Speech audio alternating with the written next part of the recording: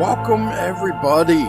So, I do not know how long this is going to be because while I'm pre-recording this intro, let's see what we have in store for you. But, I just wanted to point out this unofficial holiday for those that actually enjoy this type of stuff, because this has came across my radar last year in October, and I just wanted to kind of make something for this year to basically help signify these cool national unofficial holidays, whether it be national or international. Either way, here we go. So, if you are not aware, February 6th, 2026 is known as the National Werewolf Day, which started to be recognized as of February 6th, 2016. Now, you might be thinking of Werewolf Day. Yep. So, what is Werewolf Day all about? Well, you can quench your thirst for the extraordinary and let's embark on an exploration of National Werewolf Day. You can unleash your inner beast, and don't worry, sometimes it can be fictional or non-fictional, however you want to look at it. Because either way, we can talk about cryptids, movies, anything werewolf, anyway. So, let's begin a little bit, right?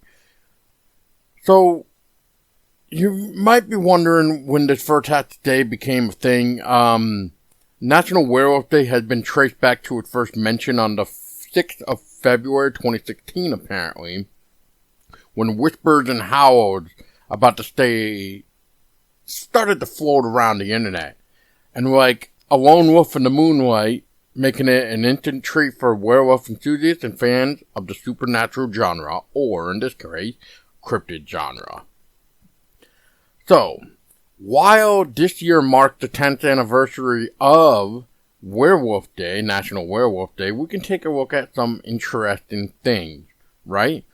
So, where did the origin of the term werewolf even come from? Well, if we go back to 1182, the term werewolf is believed to have originated that time frame, and it comes from the Old English word were, meaning man, and wolf, W-U-L-F, meaning wolf. Combining those two words gave birth to basically werewolf, which refers to a mythical creature that is part human and part wolf.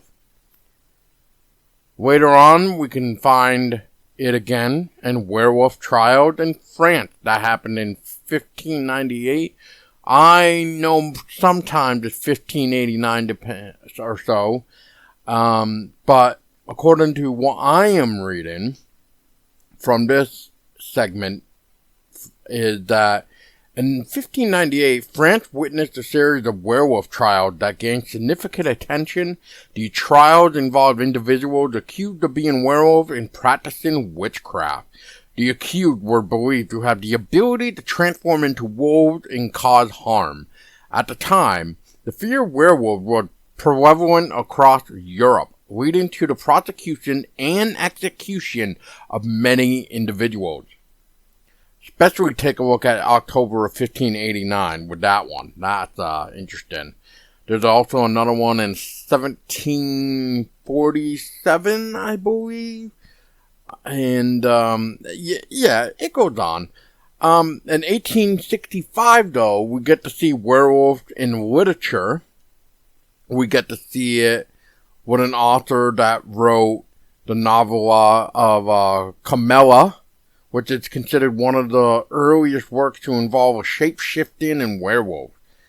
Later in 1869, the novel The Were-Wolf by Clement Hausman further expanded the literature portrayal of the werewolf.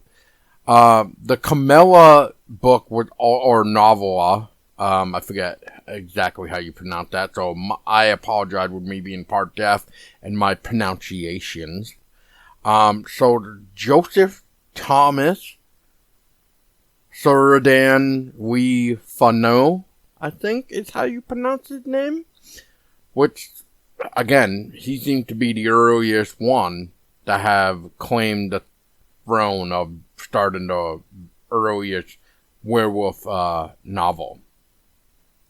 As we all know, the 1941 Universal Pictures The Werewolf.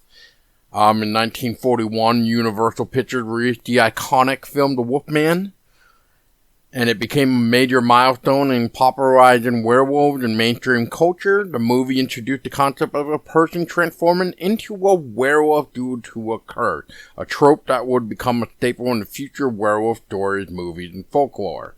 Which, if we go by that, there is some folklore out there and legend where it is said that, well, it can be by a curse for basically eating flesh, where you'll be forever cursed to transform and roam the earth into the wolf and stuff like that.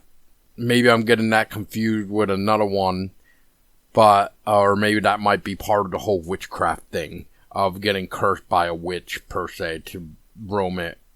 Anyway, you get the idea.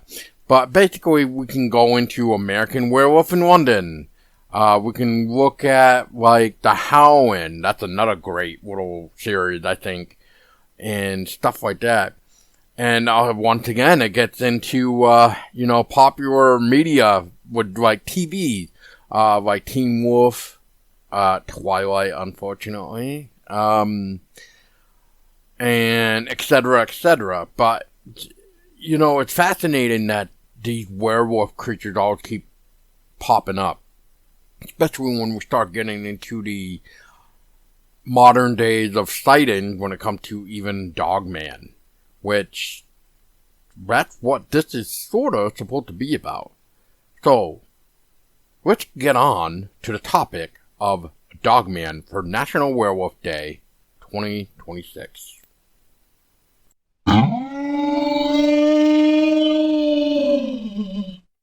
Now that we have a second to really just take a breather before we go into it, especially with our returning guest Dale Kaczmarek, I just wanted to share a couple cool things. So back in middle school, I used to always have this fascination learning about the Egyptian gods that they refer to. One of them being Wep, which is an ancient Egyptian wolf or jackal-headed, known as the opener of the ways, serving as a pathfinder for both the dead in the afterlife and armies in war. Primarily associated with royalty, hunting, and protection, Wepawet often precede pharaohs in ceremony. His cult was centered in Aduet, Lycopolis, if I say that right. Opener of the ways is usually as like a guiding the deceased through the duet or opening battle pass for the king. Sounds like almost like a portal, doesn't it? Interesting. The appearance. Typically depicted as a wolf or jackal or human with a wolf-jackal head, often standing on a standard or in a boat, distinguishing him from the reclining Anubis. For some roles, he basically was a funerary god. He insisted in navigating the underworld, and as the lord of the necropolis, protected the dead. War and hunting, he accompanied pharaohs on hunts. Sharp arrow who cleared paths for soldiers. Royal protector, represented the king's power and appeared in the Sed festival. And how is he associated with Anubis? While both are canine-related figures, it's basically related to death. A Whippawet is generally associated with war and active pathfinding, where the Anubis is more closely tied to mummification. Whippawet is considered one of the earliest recorded gods appearing in that time frame, in that period of the pre-dynastic period. He was considered a scout for the army and a guardian who opened the path to the afterlife final judgment. some interpretations and some of the different views on him as a brother to Anubis, or sometimes they are interchangeable, though traditionally a Wepwet is seen as distinct, particularly in his role as a warrior. Let's go to Anubis. Anubis is also an ancient Egyptian jackal-headed deity of mummification, cemeteries, and the afterlife. He serves as the protector of the dead, and he guides the souls. He famously invented embalming to resurrect Osiris, and judges the dead by weighing their hearts against the fetter of truth, Mahat, to determine the eternal life. What are some of the key roles and abilities of Anubis? Well, he's the embalmer and guardian. He is known as the Lord of the Sacred Land. He protected graves. He oversaw mummification and was believed to protect bodies from decaying. He was aware of hearts and the Hall of Two Truths. Anubis ensured impartially by weighing the deceased heart against the feather of Mahat. He guided souls through the underworld, Duat, to the afterlife. He basically had an opening of the mouth, which was basically priests wearing jackal masks, acted as Anubis during ritual to revive the senses of the deceased. What are some of the symbolisms and appearances? Jackal head, associated with death because jackals scavenged near cemeteries. Black color represented the fertile soil of the Nile and symbolized rebirth and regeneration.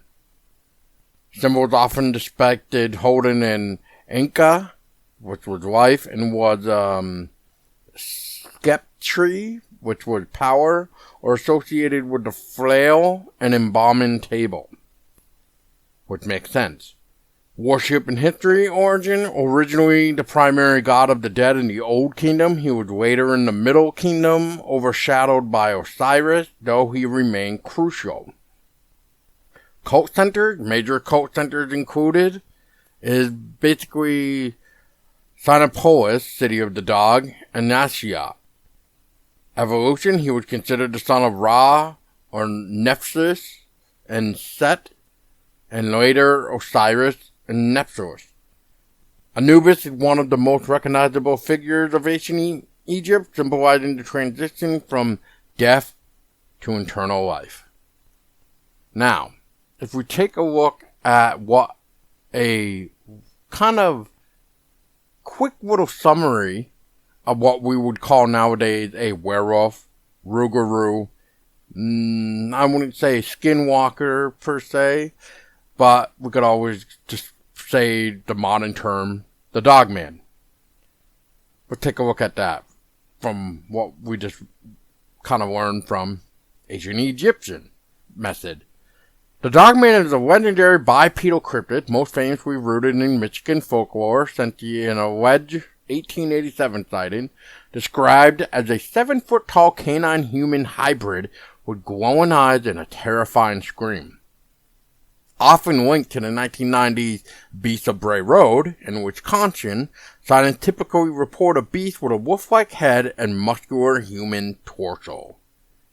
Appearance: a hybrid creature, often described with a canine head, sharp fangs, glowing amber blue eyes, and a muscular humanoid body.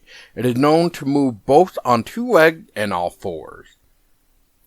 The origins, while often associated with modern 1987 pop culture, older legends predate this, although many reports are linked to a 1987 song by DJ Steve Cook. Behavior: accounts often describe the creature as intelligent, menacing, and in some cases capable of speech, creating a sense of pure primal fear in witnesses. Location: primary centered in Michigan and Wisconsin. Those sightings are reported all across the U.S., and not just the U.S., but overseas as well. Cycle. The legend suggests that there's a 10-year cycle of increased activity, particularly in years ending in 7. So watch out, 2027. While some consider it a modern, sometimes hoax-driven legend, others believe it to be real, undocumented animal, often would witness reports of a scavenging or acting with intelligence. And if you ask people who have either encountered a Bigfoot and Dogman, or if the person even knows a Bigfoot and Dogman, and you ask the question, which cryptid would you rather run into? Well, the result kind of speaks for itself. And that is, which cryptid would you like to result in ever having an encounter with between a Bigfoot and Dogman? I think you already know right off the bat what people would most definitely would want to encounter more than the other. So, without further ado, since I did mention the Beast of Bray Road, I have a returning guest to help me out a little bit because he went out to Bray Road in Wisconsin and did a little investigating himself. So Dale, welcome back and tell us what you got going on for this time. I did pull up on your website your Beast of Bray Road. I was actually looking to see maybe if you went to like Land of the Lakes or Land Between the Lakes, sorry. And then I know there's one in Louisiana, the Rougarou. I was thinking about that one. And then I know there was one other one, but I know Michigan, but I didn't see anything else regarding Dogman per se. Yeah.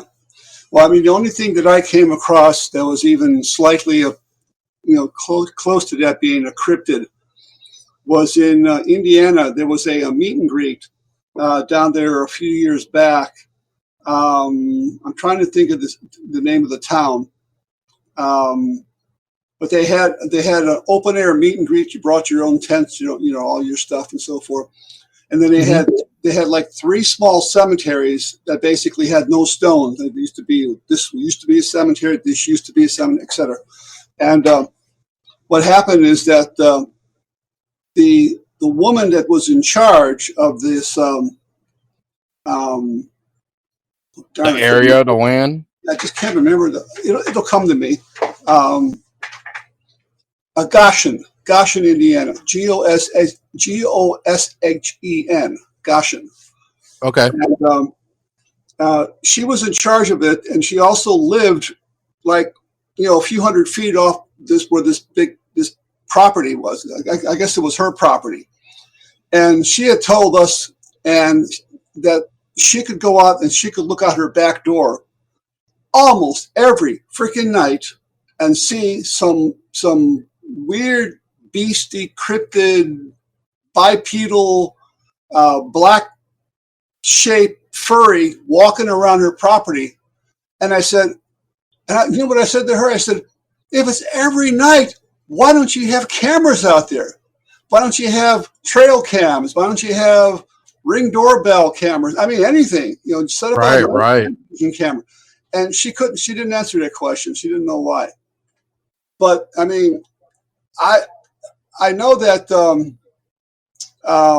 Mary Marshall has done a lot of stuff with cryptids and especially places in Wisconsin with her partner. And I'm terrible with names, unfortunately. Me too. I'm good with faces more, to be honest.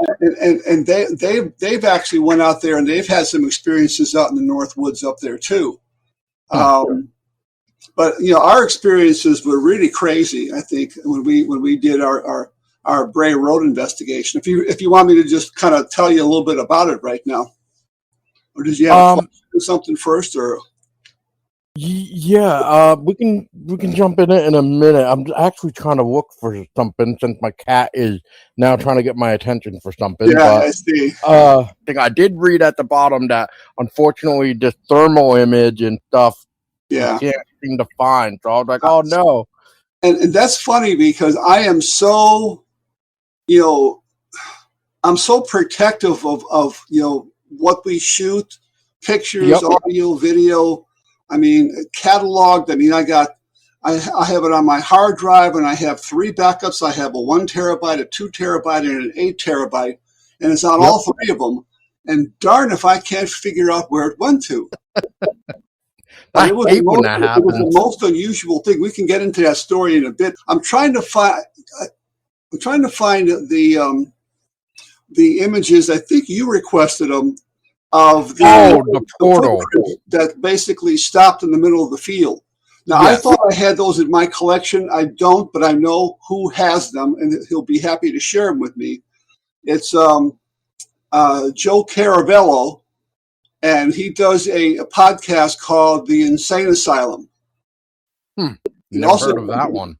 Sometimes it was called the Joe and Mark show. I think it started with the Mark and Joe show. It went to Insane Asylum, and I think it might even be something else right now. I've been on his show like dozens of times. So okay. He had gotten these images from Lee Hampel, who's actually in charge of the Bray Road property. I mean, his barn, his farm, he owns all that. Is that the one that you went to? Yes. Okay. Yeah, that's the Beast of Bray Road thing. And, basically, he gave us permission to be out there all night if we wanted. And so, I mean, but we had some unusual experiences. And then before he kind of left us, he dug out this picture album, and he was showing us all these pictures. Now, I have some of them, some like plaster casts that were taken out there. But the one with the footprints, which I thought was just amazing, because it was a snow shrouded field. I mean, literally nobody had been out there. Not even a deer had been out there yet. I mean, it was pristine. And all of a sudden, you see, he went out there. I forget what he went out there for. I guess he checks his property line every now and then, because he's had a lot of deer that have been kind of slaughtered out there and killed. And he's thinking that this beast is doing it, picking up these 150 pound, 200 pound animals and dragging them to the edge of the property. And he went out there one morning after the snow, so he was making his own footprints, and he came across a set of footprints that basically, I'm trying to think now if it started somewhere, but the way it ended up in the middle of the field, and all of a sudden there were no more footprints. And there was no indication that they had turned around and went right back over their footprints again, because their footprints in the snow were pristine. So it's like this beast or whatever it was came from the edge of the property, came to I don't know exactly how many feet. I could figure it out, probably 10, 20, 30 feet off the property line. And all of a sudden the footprints stop. So what does that indicate? Does it indicate that that this is a interdimensional doorway, a portal that he's going back to like your portal haunted from the first time? Disappeared? Was it an alien type thing? Was it UFO related? Did a UFO come down, and maybe these beasts, maybe they're more intelligent than we give them credit for. Maybe they're the ones that are piloting these UAPs. Maybe it came down, or maybe just the UAP abducted it. Who knows? But there's been other sightings since those footprints. So, I mean, I kind of like to go with the portal theory, because I've investigated a lot of locations around the country that I believe are portal places. One being the Joplin Spook Light in Joplin, Missouri. Another one being Bachelor's Grove Cemetery. I think we talked about that in the past.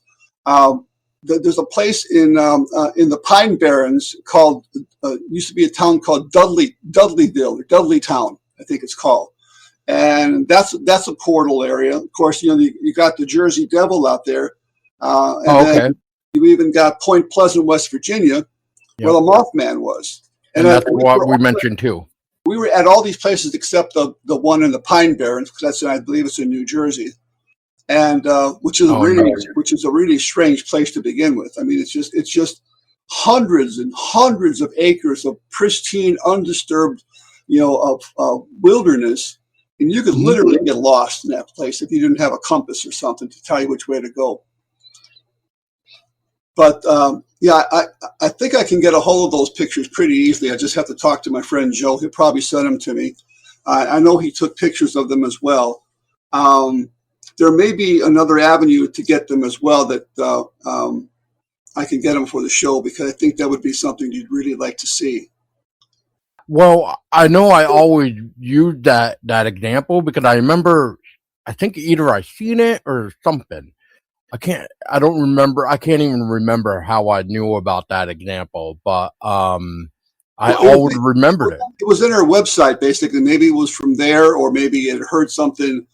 But I mean, Lee's got these great pictures. I mean, tell you, of slaughtered deer, and then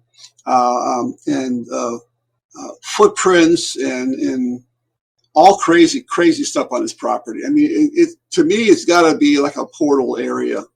That would make sense. Yeah, it's just I gave a talk years ago on a PowerPoint presentation called Portal Hauntings, and we went over those places, including there was a place in Michigan around Grand Rapids or Detroit. It was more of a lesser of an urban area. It wasn't a big town city like Detroit, but they had what they call a kind of a UFO flap. And I don't know if people understand what a flap is, but a flap is a series of UFO encounters over a very short period of time, sometimes seen by hundreds of people, and in some cases even police officers and public officials, which you put a little bit more faith into those sightings, because what do they got to lose? I mean, they're not lying about what they saw.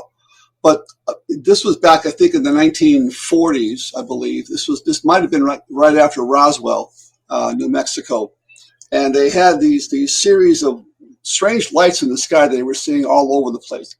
But the weird part about it is, at the same time this was going on, there was a big uptick in Bigfoot sightings, cryptids, poltergeist phenomena, and hauntings, all taking place in that same area. And to me, that's like, again, like a doorway opening up, having all this stuff come into our realm, basically. Kind of, there's nothing scary. I mean, to me, it's not scary. For other people, ghosts and stuff like that would be pretty scary stuff. And then kind of like be around for, say, a week or so, and then bam, nothing. Everything stops. All the hauntings, all the poltergeists, the cryptids, the UFO, everything stopped. What happened? Did they go through that doorway again? I mean, to me, that places like that are just absolutely strange. And when I was at Joplin, Missouri, I don't know if I told you this story, but basically, I had basically some experiences there that I'll never forget. I kind of walked into what John Keel, if you remember John Keel, he wrote the Mothman Prophecies. Oh, the Zone of Fear. Zone of Fear. And I experienced that several times over there at Joplin, Missouri. And the last 2 times I was there, nothing. No feeling, no equipment fluctuations, nothing, no anxiety attacks. John Keel experienced that over near the TNT factory in Point Pleasant, West Virginia, back in the 60s, I think 66. And he said that he literally walked into something that made him kind of that fight or flight response. You're going to fight or you're going to flee. And he got such an anxiety attack, he kind of stepped a few steps out of it, perfectly fine. And he's looking around. High tension wires. What's causing this? He's trying to figure this out. Walks back into it again and gets overcome. And I'm getting goosebumps telling you the story because it happened to me. Overcome by this anxiety, this dread, this depression, whatever you want to call it, just really strange, odd feeling. Walked back out of it, and he couldn't figure it out. So eventually he went back to his hotel, came back the next day, walked around there, nothing. There was absolutely nothing the second day. Just like when we went back to Joplin, every single time since, nothing there. What happened? Right. This is strange. Huh.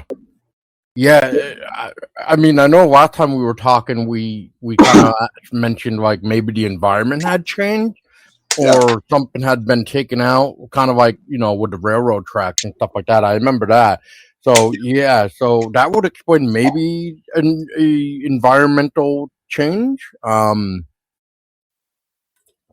Yeah, I totally agree with you on that, though. A lot of people that I would consider to be reputable and beyond reproach have actually had encounters with these things, whether they're UFOs or flaps or dogmen or whatever. So I mean, all this strange stuff.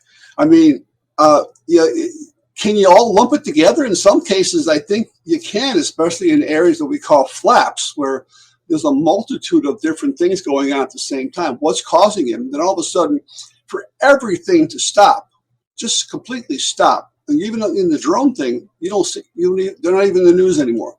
They're gone. They just stopped. What happened? I mean, was it just people playing pranks? Was there real drones out there? Being at nighttime, you can't get a really good picture unless you're up there with an F-18 and you got night shot radar, and that should be night shot cameras, and then you can get an image. But most people, all they're going to see is just lights in a black sky, because it's just too far away to get a good picture.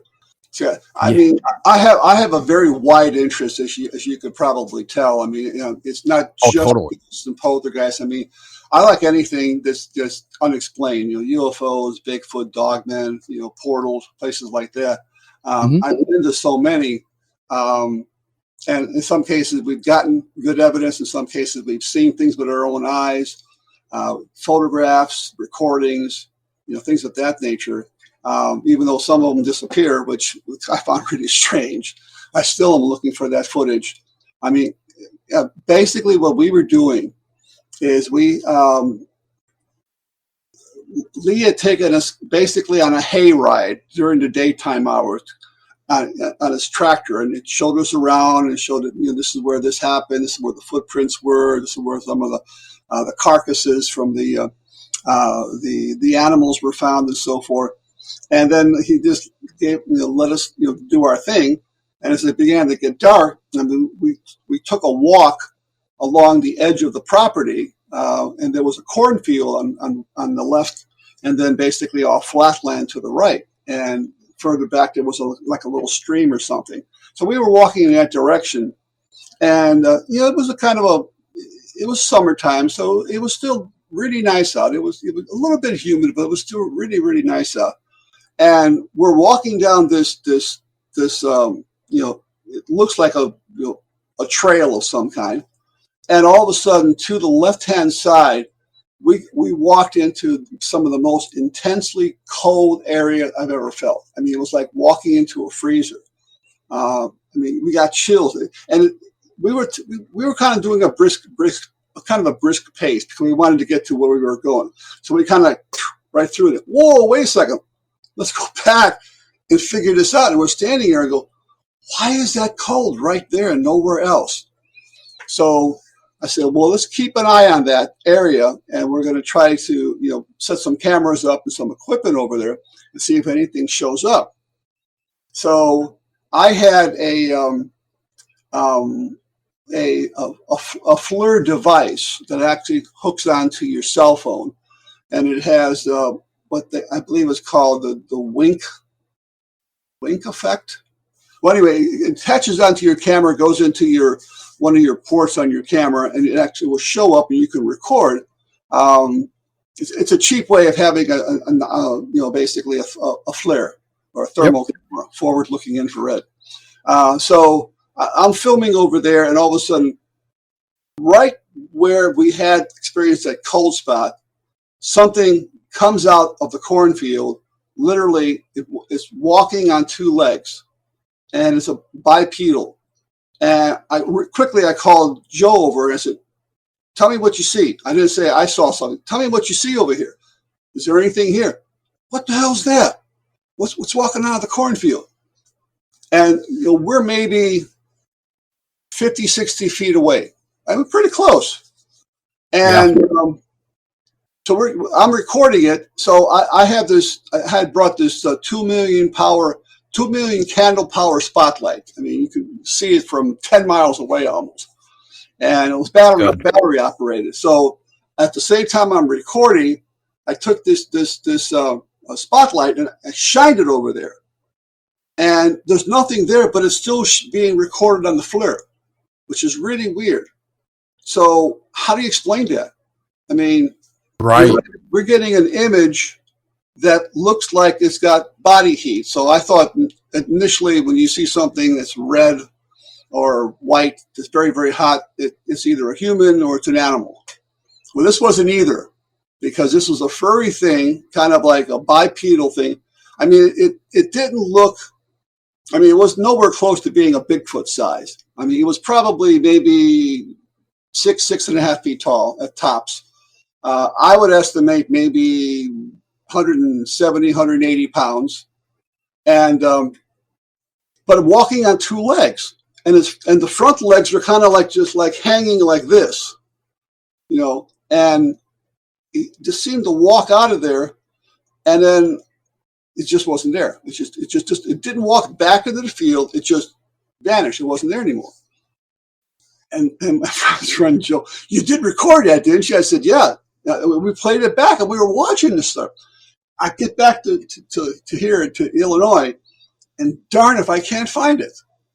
I mean, it was on the camera, and you know the camera saves it, and then you hook it up to USB, and then you can put it on your computer, your desktop, or something. And I'm still now. I mean, there is a distinct possibility that I might have put it into a wrong folder. Now, I don't know if you've ever seen my collection of haunted locations. It numbers in the tens of thousands. So I got little folders for every single place that we've been to, and some place that we've never been to. So, I mean, I need to go through one day and just literally go to every single one of those, and I might find it. Because normally when I get something, even if it's nothing, if we were recording a flare and nothing showed up, I would have saved that video.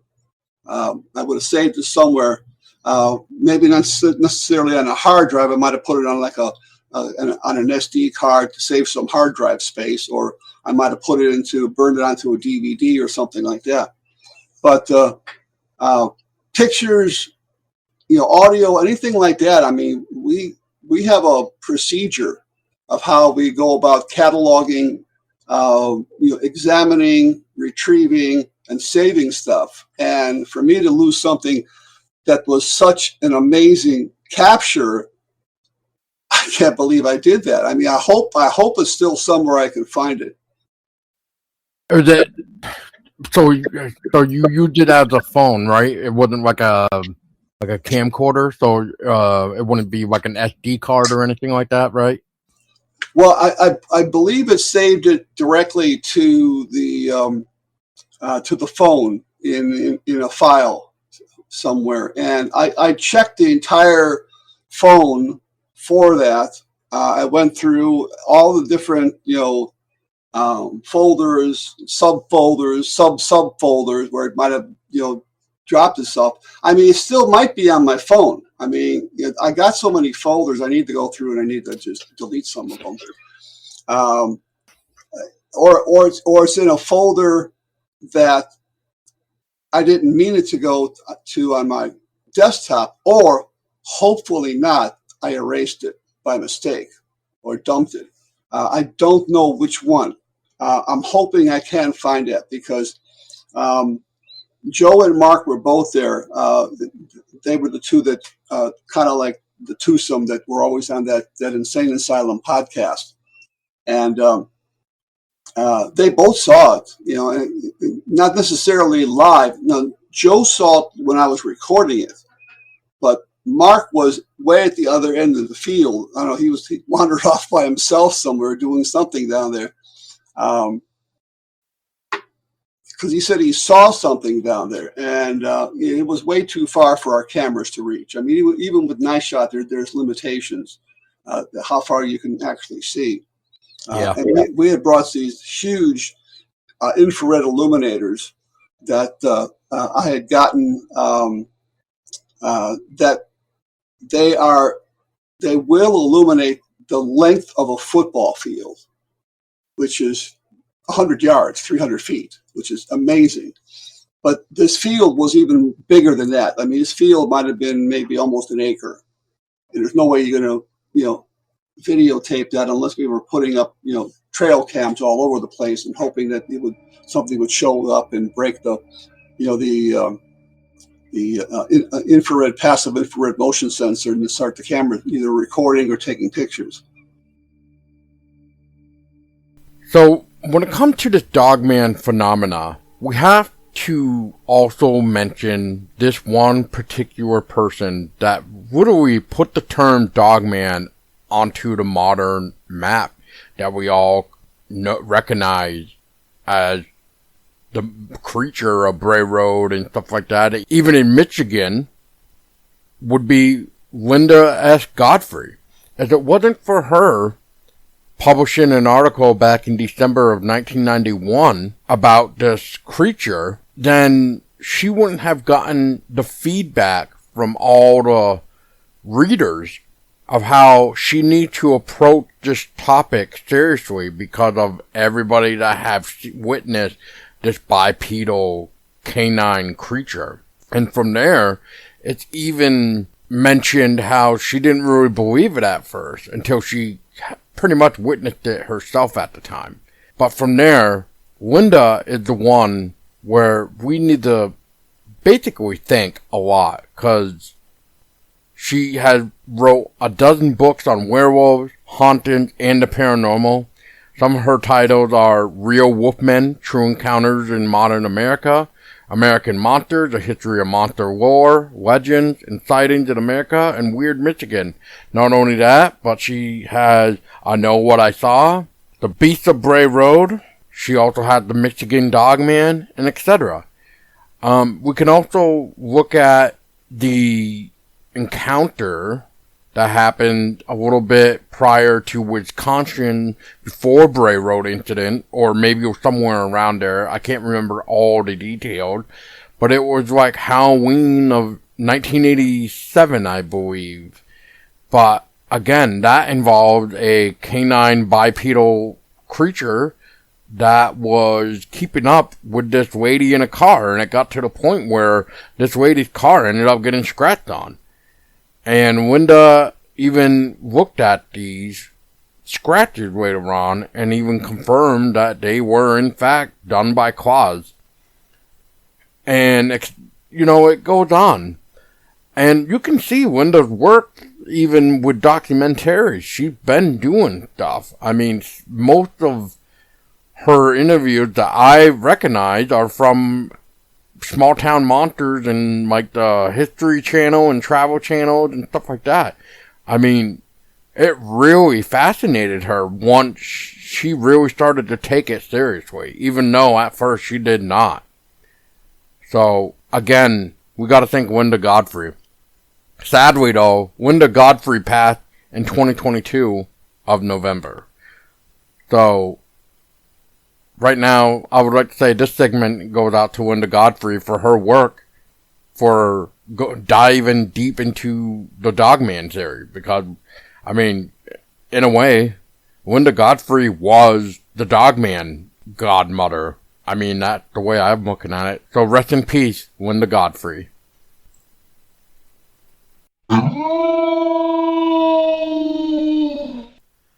Now, to help with this next part, we're going to take a dive into Eerie, Arkansas, which throughout the interview I kind of said Arkansas. I don't know why. It just maybe because I'm just deaf. That's how, to me, it sounded like it. Plus, I haven't really heard Arkansas in ages, so I think that's why. Because I know, like, with Dale, he mentioned that, like Goshen or something, and I'm like, Goshen?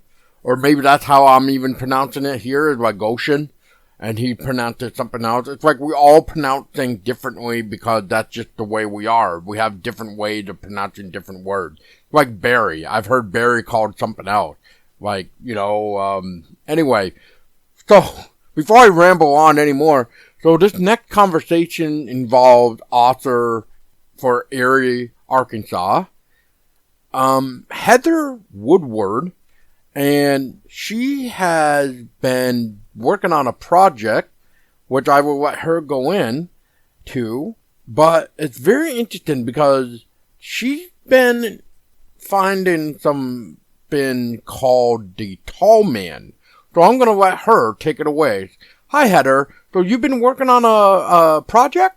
I'm putting together a documentary right now, and I have footage from 5 years ago. Mm-hmm. And I'm going through the footage, and I'm like, wait a minute. I'm talking about this tall man in Tennessee. Now I'm in Arkansas. Wait a minute. We're talking about the tall man again. What's going on here? Like, I totally forgot. And then I watched me doing an SD session.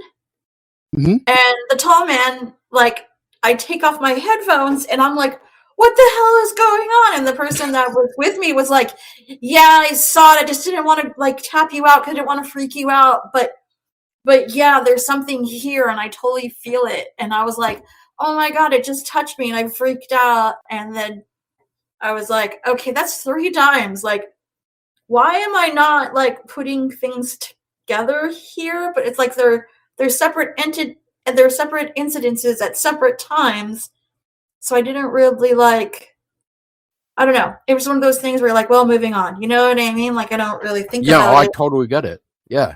And then like I'm talking about it, and then my friend who did the SDs, I messaged him and I say, hey, do you remember that? And he's like, yeah, but like, do you remember that I had one of those in my forest too? And I'm like, wait a minute, why are we not talking about this? He's like, yeah, I had a similar experience in the cemetery, but outside my house. And he's like, I was trying to figure out. Yeah, I know. And he's like, I was trying to figure out if the thing when we went to your house and did the SDs, I was trying to figure out it was a thing if I brought it from my house or was in your woods.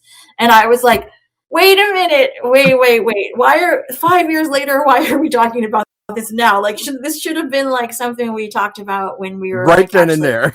It.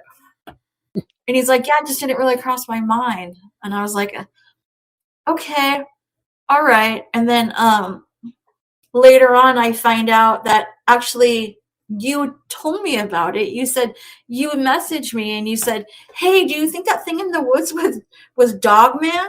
And I went back and read it, and I was like, that's another thing in the forest that I saw or experienced and didn't put it together.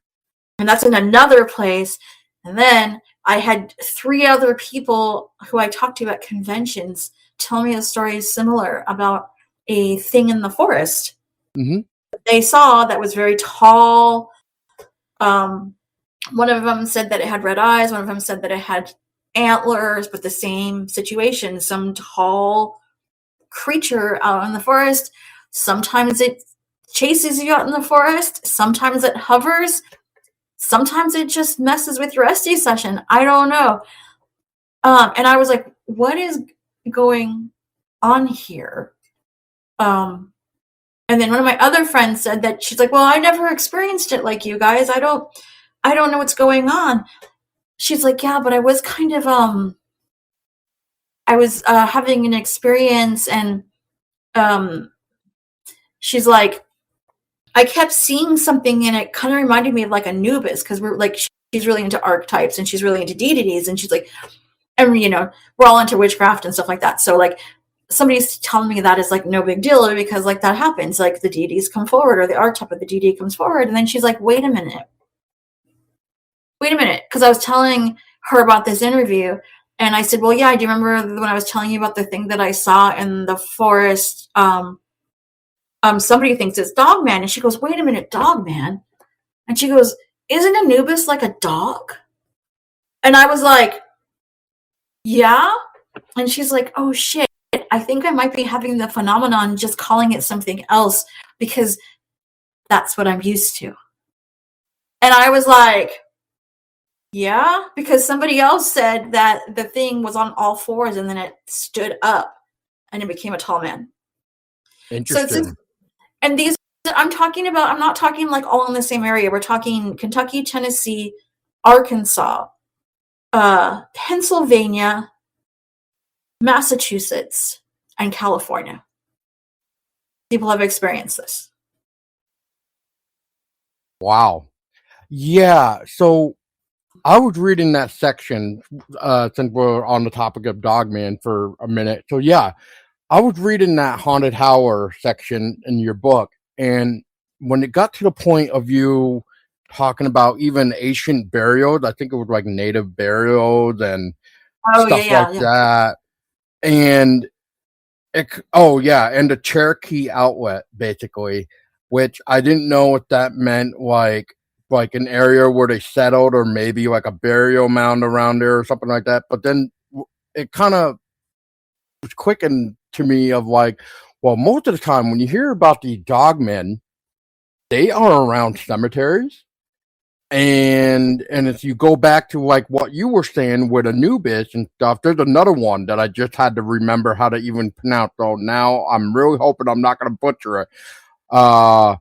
Webwawet, Webwawet, and he was like a god of the Egyptian, kind of similar to Anubis, but he was more like a warrior. He how did they describe it? Like he was the creator of pathways. Ooh, so that's interesting. Okay.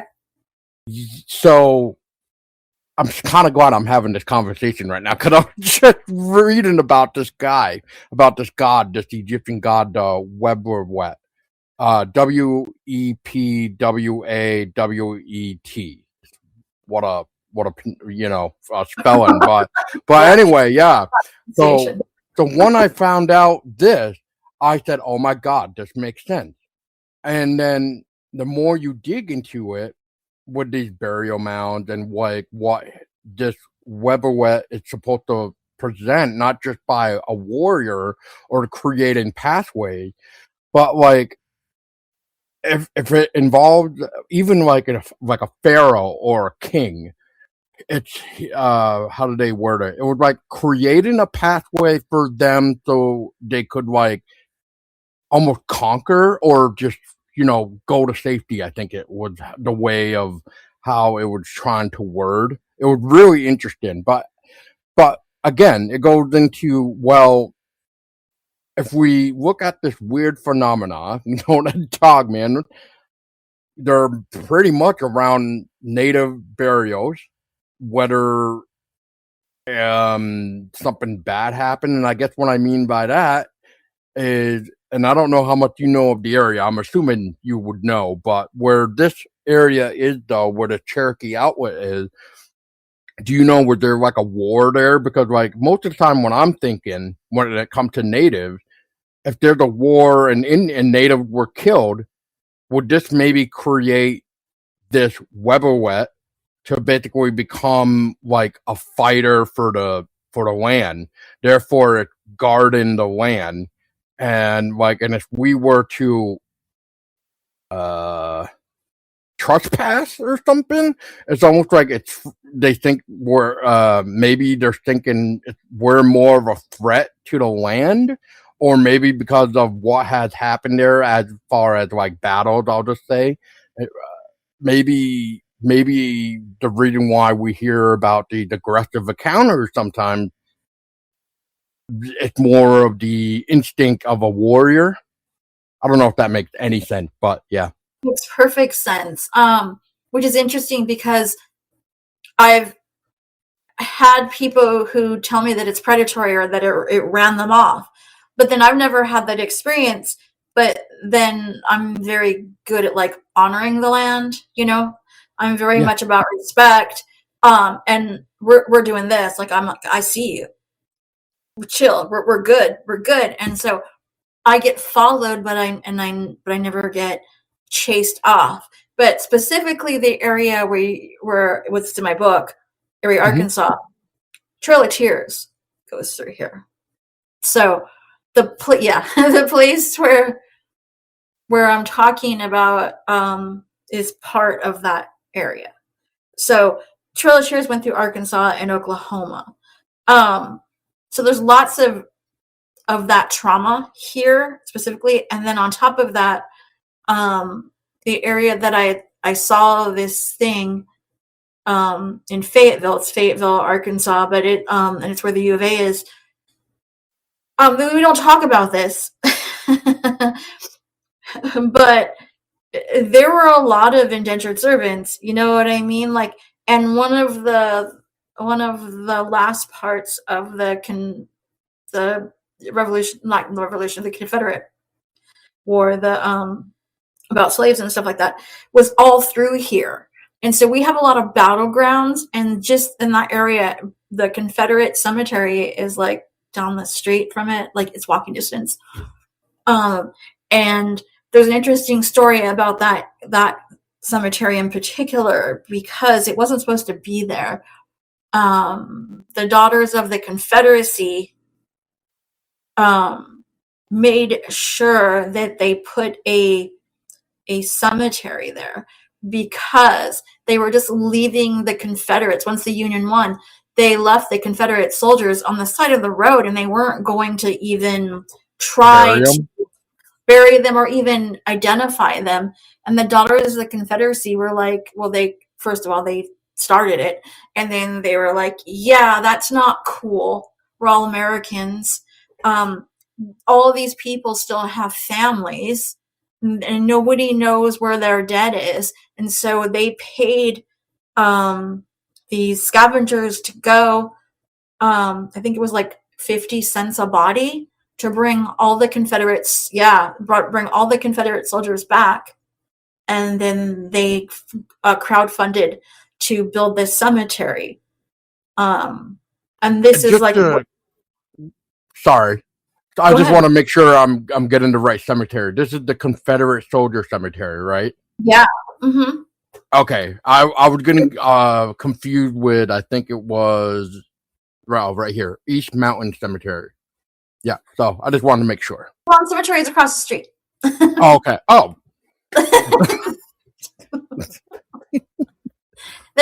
It's all in the same area. It's the Haunted Hollow is. I thought we found the Haunted Hollow, and the Haunted Hollow is actually up the street, about a quarter mile. So it's all in the same area. We didn't mean to even know about any of this stuff. We went for one thing and then found all these other things. Me and my friends. So, I love when that happens.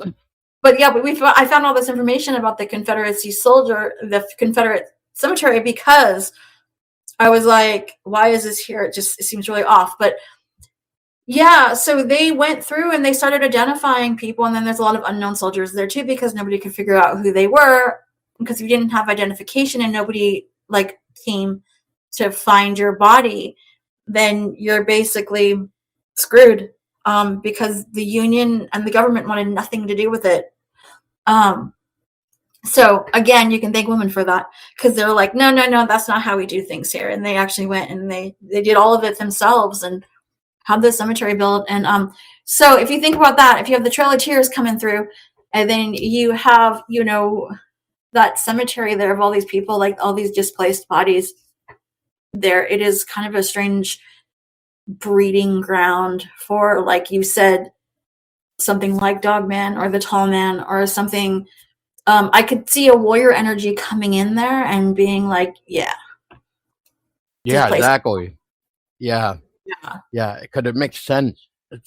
And because should pull it up just to be on the safe side. But yeah, he would mainly because I know there was a theory that the Weepwowet was supposedly the brother of Anubis, but then they're saying no, that can't be right. So yeah, that's interesting though too, because Anubis is about the underworld.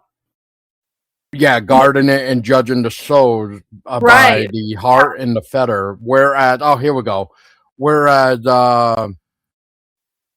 Anubis and Weberwet are both considered, I'm going to probably butcher this word, so I apologize to everybody.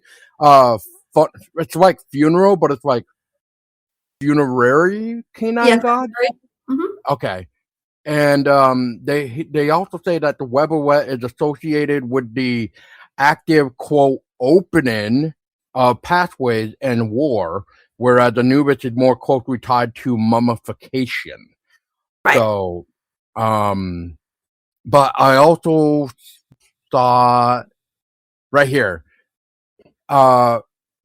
his role was basically a guide for the dead, and he was a scout for the king, where he would clear paths during military campaigns and royal procession. So if he's an opener of way, that makes me wonder again, like, so it sounds like if he is a scout, then he can literally open pathways to scout, and then I guess, do I want to say divide and conquer in a way? Like that's interesting though, nonetheless. Or maybe just opening pathways to wherever you need to go. And that's interesting because a lot of the work that we were doing around that time 5 years ago was path work. It was about there's a goddess called Ellen of the Ways, and of the Ways is the most important part because she opens pathways to she opens portals to fairy worlds and to other realms. And she's a long lost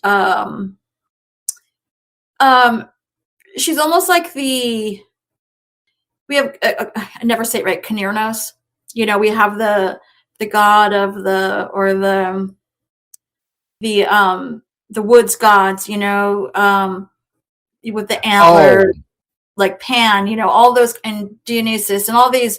We have all these gods, right, that are of the forest. They're the divine masculine is how we call it. And so we were working with that energy because we were in the forest a lot. And I'm like, well, if we're having these experiences in the forest, we might as well call on that energy. But then because of that, you have to have a mask. With the masculine, you have to have a feminine. And so we were working a lot with Ellen of the Ways because she was like a long lost goddess of the forest. So like she's literally the opposite energy of like Pan or Dionysus or Knirnos or all of those energies, right? Or and so we were using her as like when we were doing rituals and stuff, we were using her as the opposite. But it would make sense that there is some kind of pathway happening here because she's a pathway goddess. That's what she does. But now you're telling me there's an Egyptian pathway god that is of war, and that would make so much sense though, because like you have to blaze the path, right? That's kind of like Mara's energy in a way, which is the more masculine energy, whereas she would like show you other realms, which is purely feminine, and then this divine god of war would be showing you the masculine path, which is to divide and conquer. But it's so interesting because all this happens in the forest, and it's only in certain areas. Like you have to have certain things too. I notice it's usually in cemeteries or areas where ritual is done. And cemeteries, you wouldn't think ritual is done in cemeteries, but absolutely is, because the act of burying somebody is a ritual. So it is a ritual ground. Or these places all have other people do rituals. Like a lot of these places, I hear that like then the people talk. They're like, oh yeah, they do devil worship down there, but devil worship could mean anything around here in the South. You know what I mean? No, that's normally up there. That's normally up our way. You're right. So devil worship to me just means, oh, somebody's doing a ritual, and I never like. So there's always a ritual aspect to it. There's always running water. So there's like a tributary. Oh, there is a water table or water converging in these places. So there always has to be a water aspect to it. When waters are gateways too. So that's kind of interesting. And then right, because it acts like a mirror because of the reflection, if I remember right. Yes, and also because they all converge and then they move, other places. So they're always always moving. So there was always a water aspect to it. Ley lines are always like super crazy in those areas. And then the really weird one, and this is what throws everybody off, because the other ones you're like, yep, that makes sense. But the other one that I notice every single place that I have seen this or experienced this, and other people have experienced this, well, there's always trauma in the area too, some kind of trauma. But the big one, the weird one, is that there is either a nuclear power plant or some kind of heavy electrical plant around. So there's some kind of strange energy source that's man-made.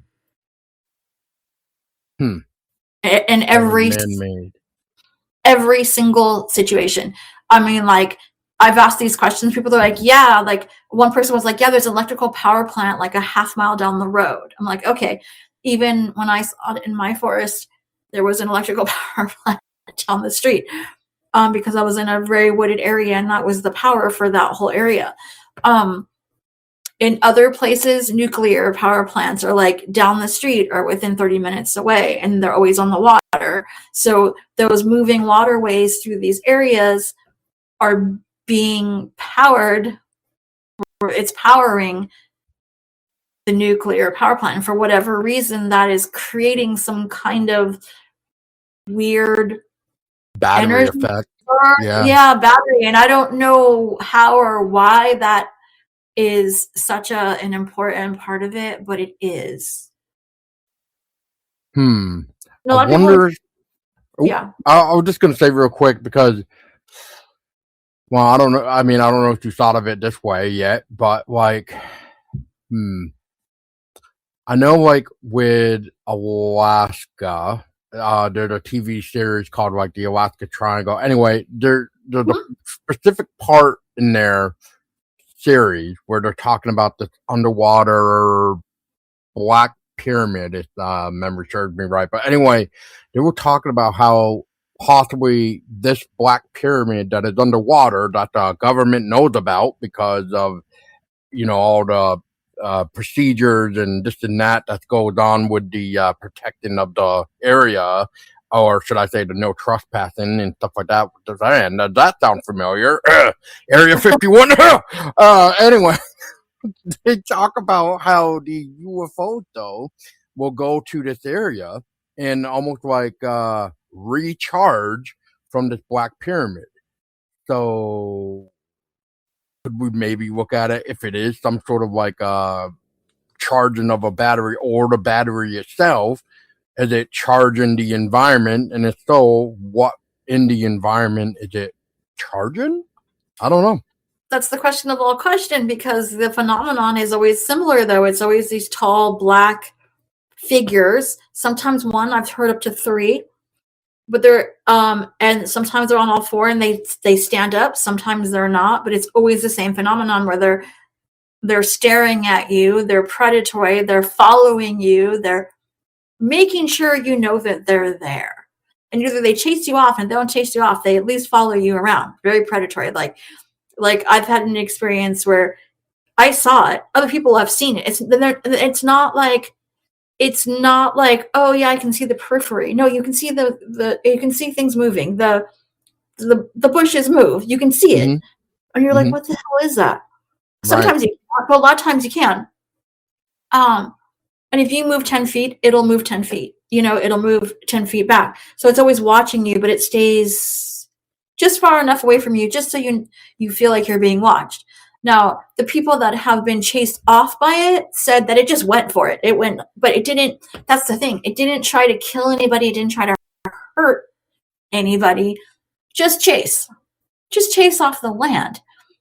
And as soon as you're off the land, it doesn't want anything to do with you. So I thought that was interesting too. But like the other things that people experience are lights, Bigfoot, UFOs. So it's not just one thing or one phenomena. Yeah. Yeah, Lady in White is a big one. I don't know why. Ghosts. But it's this phenomenon where it's not just one thing that's happening there, but for whatever reason, in these areas that these things are happening, it's happening a lot. And it's just in this one small area. And then everywhere else in the forest, it's fine.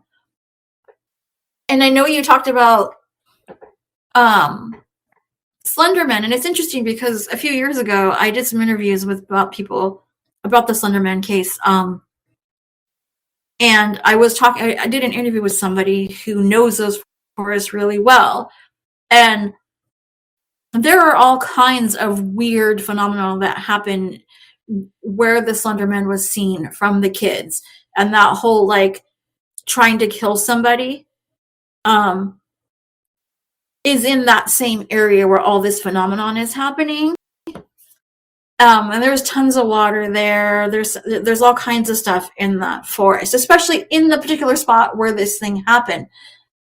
So there is some kind of trauma point in that area. There's ghosts, there's Bigfoot sightings, there's tons of water in that area. Lots of ley lines, all kinds of stuff. This guy was telling me all about it. And then I was thinking about it just recently. I was like, what if they really did see some tall, dark figure in that forest? What if they didn't make it up? What if they're seeing the phenomenon that I know people are experiencing in the forest? And what if that cinched it for them? You know what I mean? I'm not saying that's what happened, but I am saying that it's very eerily similar to some of the other experiences that I've had, people that I know have had, and the stories that I've been hearing. So it just makes you wonder, you know what I mean? Like, they just happen to go into this forest where we have all of these things. And I guess that area, one of my friends has been there, and she said, oh yeah, there's waterways everywhere. That whole place is like butted up against all this water. There's a ton of cemeteries there. There's a ton of old trauma in that forest. Right. You know, I power plants. wonder Yes, have it because we have all the water. Right. I don't know why, but this is now starting to make me want to bring in the topic of. I'm making sure this is the right state before I say it, but everybody knows it as the land between the lakes or land between the rivers, depending on who you. I'm just reading about that. Yeah. Yeah. So it's interesting because when you look at that, though, you hear about this land that's not even supposed to even have this water flow. Really, it's all because of a flood that happened and pretty much wiped out this colony or community, I should maybe say. But anyway, when you look at the area, once again, there's burial mounds. It sounds like some sort of mining or logging, or if not both, was going around. But the point to this, though, is once again, we get water in play. We got native burials. We got this weird, just dark history that happened here. And now we have the Dogman, Bigfoot, and the lights, or missing people. And oh my God, like Land Between the Lakes is just the most bizarre thing. And then we got this supposed. What year was that again? Oh God, I'm gonna butcher that too. Probably 1982, I think, where supposedly this family of 4 were slaughtered by this dogman or canine or something. And but when you try to look into this story of this family that got slaughtered and massacred, you can't find anything. Therefore, people think it's the government trying to cover it up.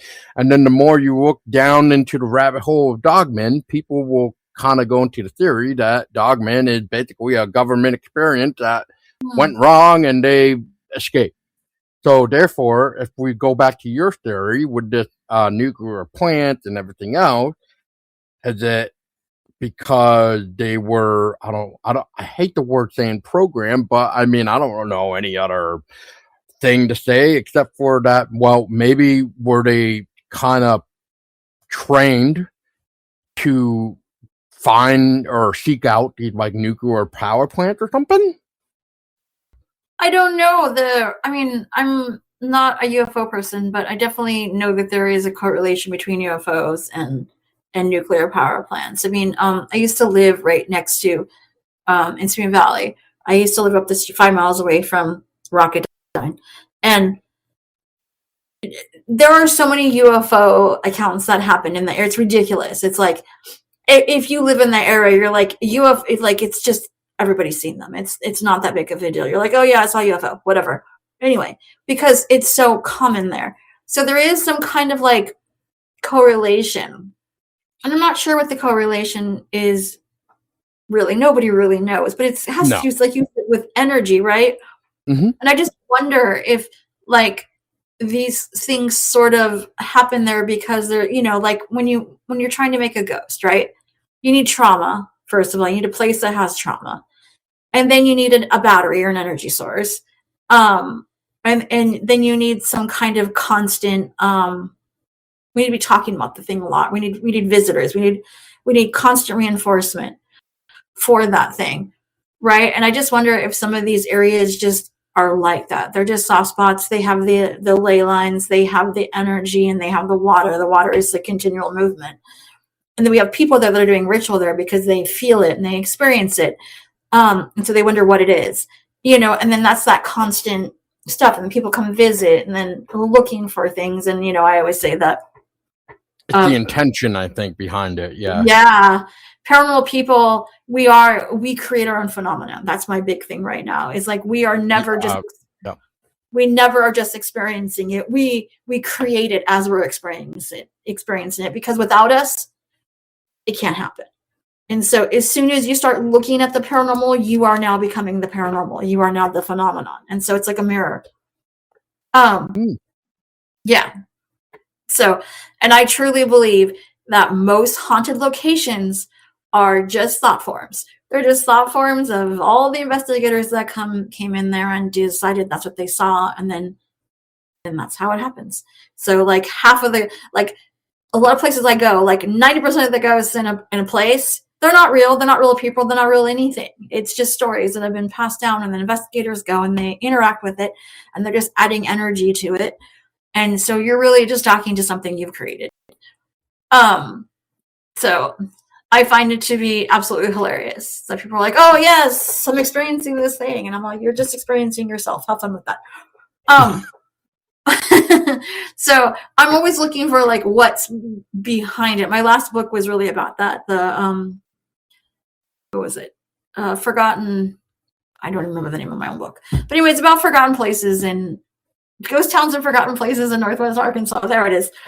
But yeah, what happened was I went looking for forgotten places, and then I just was like, wait a minute, what's happening here is I'm going to these places and I'm realizing that all the phenomenon is not real. What's forgotten, the actual people that freaking live there, that's what's forgotten. And that's what I started to write about, because I was like, you go ahead and have your ghost hunt. I'm going to go and find the people. And that's who I'm going to talk to. But anyway, that was a total tangent. But the whole point, if you're constantly interacting with these places, then who knows what it is, because it could be the cemetery aspect, it could be all the people there, it could be the energy, the water, or the accumulation of all of it together. Like, you definitely have to have these things, because I went to Rush in my last book. I went to Rush, and it was the quietest mining ghost town ever. There was not one ghost there. And I was like, why? Because they actually had they've had a lot of collapses, people dying there. It was really sad. But I went there and I'm like, there's not a ghost here. There's not one ghost here. Why? We have water, we have forest, we have trauma. Why? Because nobody goes there to look for ghosts. Why? Nobody goes there to look for ghosts. So, like, of course, and also there's no power plant there. There's no electricity there. I mean, literally, there's not even cell towers in that area. So I just thought it was kind of interesting that we have everything that we need for the phenomenon, except for two things: no experiencers and no electricity or nuclear power. Yeah, for when it comes to this thing, yeah, I totally agree with that. But yeah, that makes me now want to take a deeper dive of these areas more to see if nuclear plant or some sort of power plant or something is nearby, because then that would explain a little bit more about the area for sure. Besides just, like we've been mentioning, like trauma, burials, basically blood soaked into the ground. We could almost say like Gettysburg, per se, with all that bloodshed that happened there. Yeah, Gettysburg is a perfect example. Like, yeah, there's gonna be ghosts there. There's no way there. There's so much blood in that soil. I'd be surprised if, like, you know what I mean? Like, that's a place where the trauma probably created some kind of fissure in the literal landscape of the place. You know what I mean? Like the ethereal landscape of the place. There's no way. Totally. Yep. Yeah. Man, I'm trying to figure out how we can maybe, I don't know. I can't think of anything of how much more I would want to go into this haunted Howard thing unless there's anything out that I didn't bring up, Heather, for that subject. The Haunted Hollow? Yeah.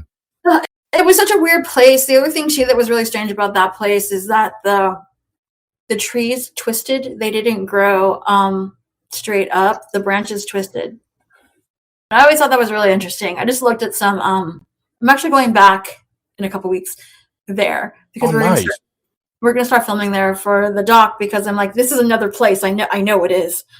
I saw something there and I didn't think of it until later. So whatever. But the one thing is I was looking through pictures and I was like, all the branches are twisted. They're not growing straight. They I don't know. It was so interesting. And I'm like, there's literally the landscape is the trees are reacting to the energy of this place.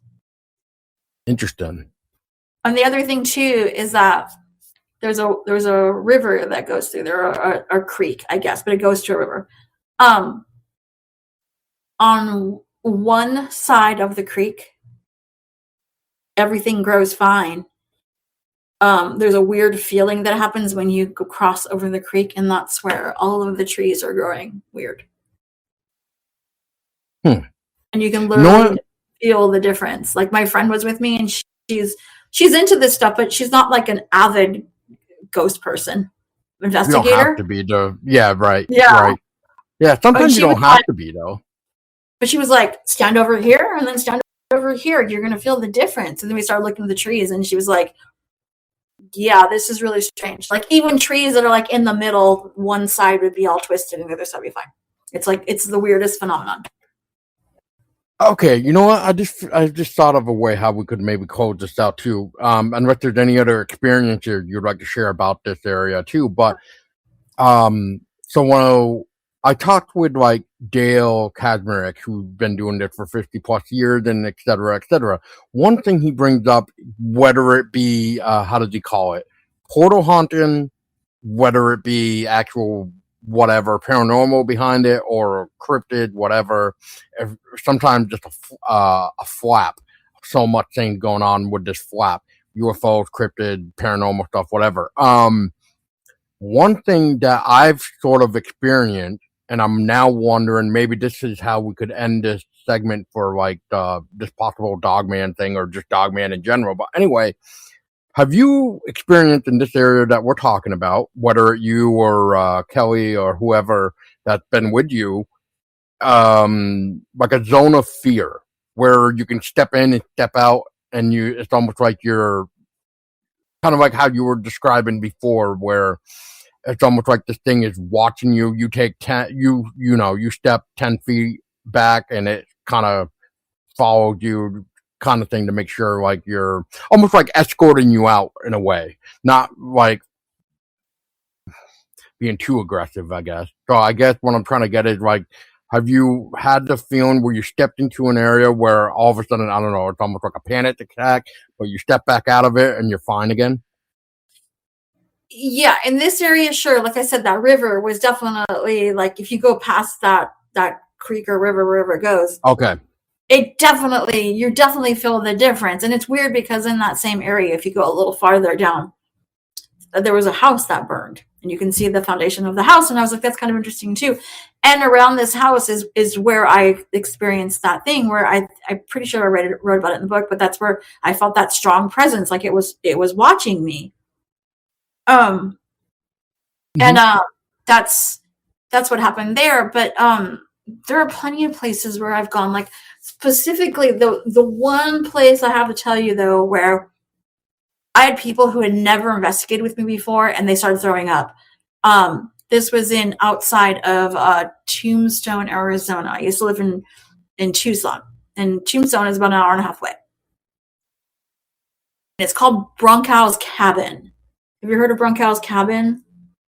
It's very popular in Arizona. It's probably not popular anywhere else. I'm gonna say it's not ringing a bell for me right now. No. Okay. Well, anyway, there's this cabin out in the middle of nowhere, like literally, I'm talking nowhere. You have to go 9 miles outside of Tombstone, which is in the middle of the frickin' desert. There's nothing out there. Then you have to walk 30 minutes in the dark down this pathway. And there's mine shafts everywhere. So you have to kind of be careful because you're not really supposed to be there. But technically you are on public property. But so like you have to be careful because you're either on public property or you're on private property. So you have to kind of stay in this one little area. And that's how we used to be able to get it. Yeah, because we have to because if you move a little to the left, you're on somebody's private property. So you have to stay, but you have to like actually get around the mine shafts. So it's, I don't know what we were doing out there in the middle of the night because I'm stupid. And I went there a few times. But you have to walk like 30 minutes into this desert in the middle of nowhere, and then there's this cabin. And it's up this little hill, okay? So you go down into the riverbed, which is dry because it's Arizona, and there's no water there. And then the only reason why it's there is because it snows. And so then you go up this little hill, and the cabin is on the top of this hill.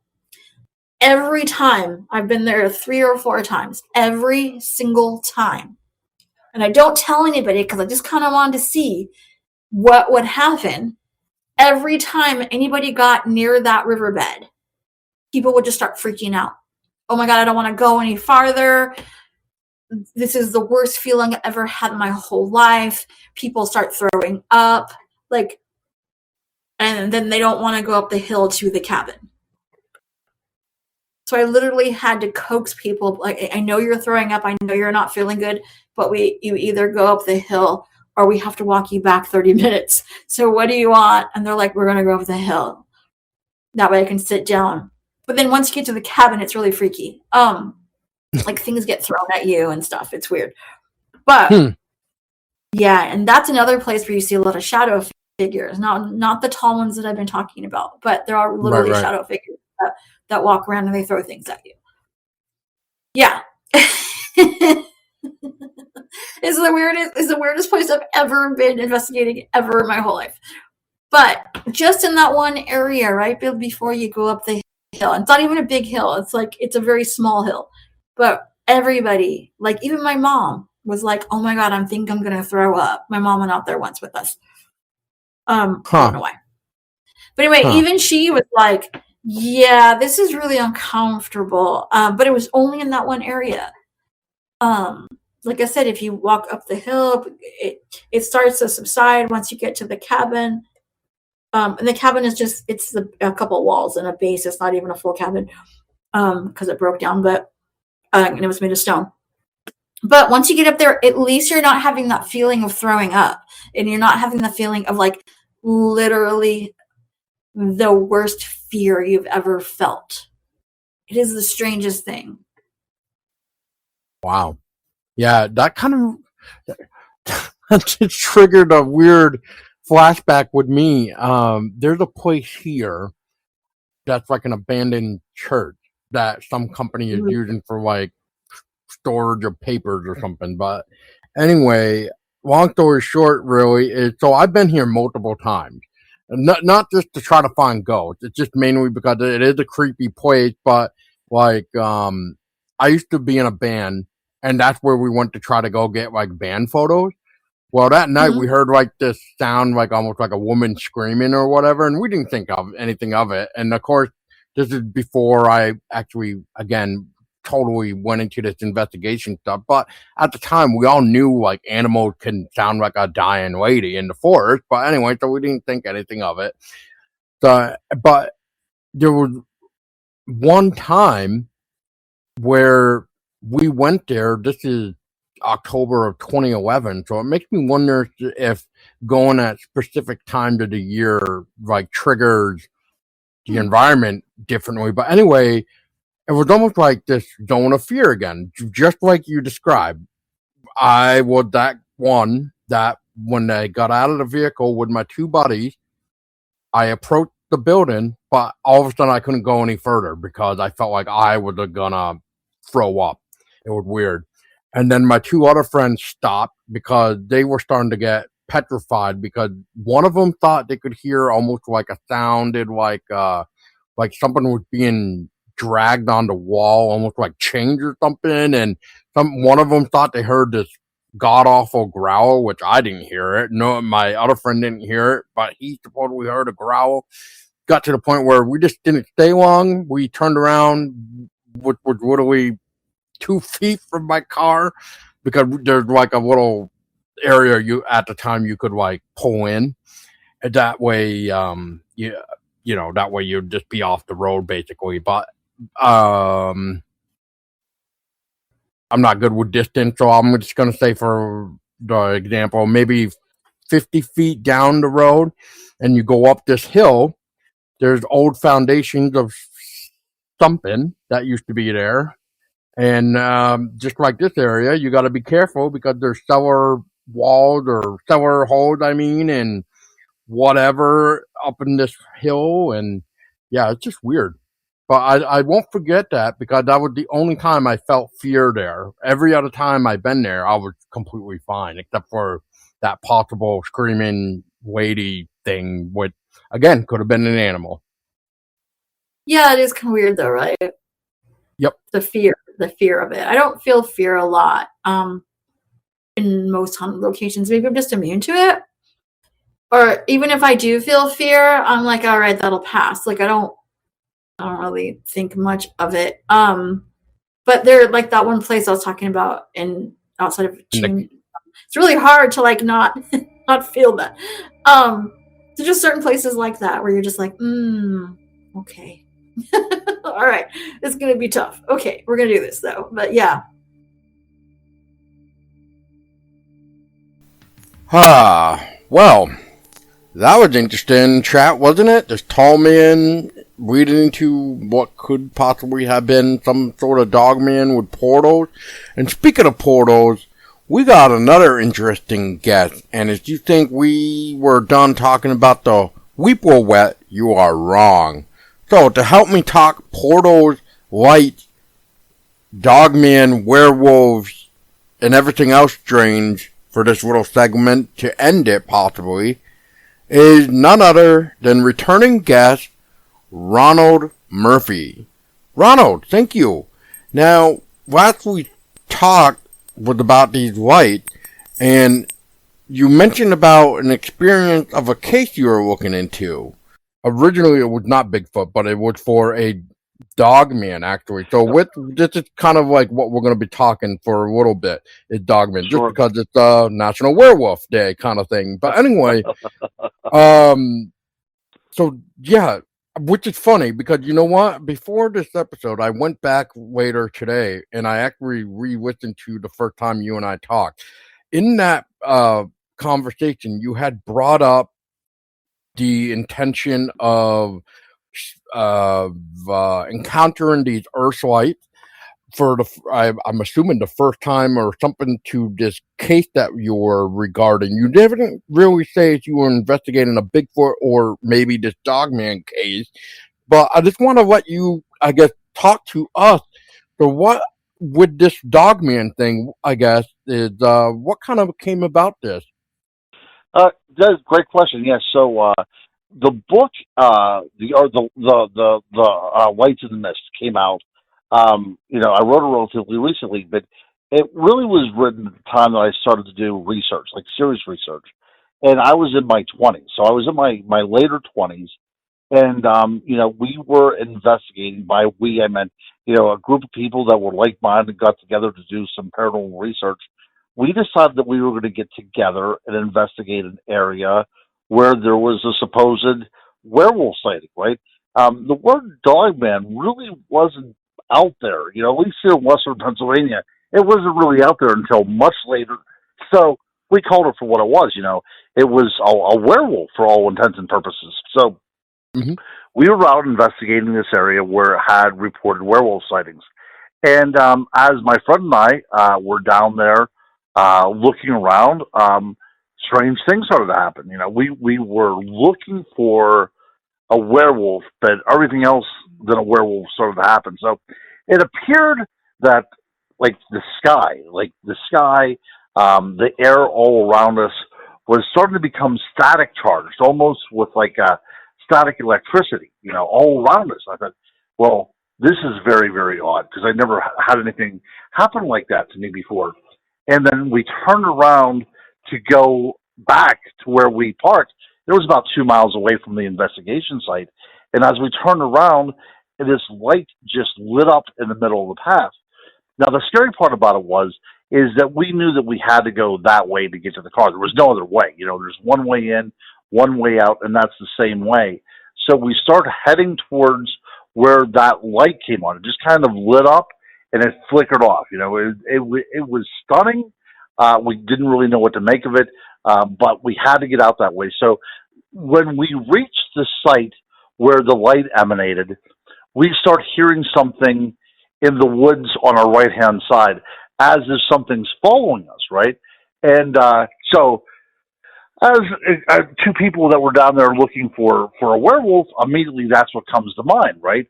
But whatever was going on, we knew that whatever was down there with us, and this is the scary part, wasn't down there until the light came on. So this is really what got me interested in the idea of not only orbs or these kind of sentient energies that might be part of the environment, but also, is it possible that what I saw was a portal, right? Is it possible that the electricity that we saw in the air around us was something, entering into our world or tearing a hole into our reality for something else to come through? And look, I've been investigating this for a while. This is probably, 30 years on since this happened to me. And looking back on it right now, as I try to make some sort of logical sense, I really don't know what else to say, right? The only thing I can say is we went down there to investigate, something unexplained to people at sighted down there, right? And I feel that when we were down there, there was nothing out there unusual until this light came on, and that was the catalyst for whatever now was following us on our right-hand side in the woods. And so we had to get out of there. It was dark. It was near midnight, and these were real woods. These aren't like woods with a path or anything like that. But I got so far into the woods that, the branches started hitting my face and everything like that. And I was starting to panic, right? Because it seemed as if I was going closer to whatever was following us than away from it. So then I hear my name being called off on the left-hand side, which this is the only time that this has ever happened to me as well, too. And that, with whatever called my name, was then we were able to find our bearings and get back out, because where my name came from is where our car was parked. And, of course, there was nobody else down there with us. So all this kind of stuff, putting it all together, I'm trying to make some sort of narrative that makes sense. And I can only say that we were down investigating something, something tore into our reality that allowed something to come in that was predatory by nature. And then for some reason, something also came in that was able to, I don't want to sound too melodramatic here, but also something came in to save us as well, too. Because without that, my name being called, right? Without my name being called, we wouldn't have been able to find our way back, or, even something, less serious than that. This is an area with a lot of cliffs and a lot of, dangerous places as well, too. So if something didn't attack us and make us into its meal that day, it's extremely likely that something would have happened just through happenstance of trying to get through a very nasty terrain. So that is what set me off in my wonderful world of paranormal investigations from a serious adult point of view. Wow. Yeah. When I was sort of reading that in your book, it was just like, holy hell, like I wouldn't even know what I would do in that moment.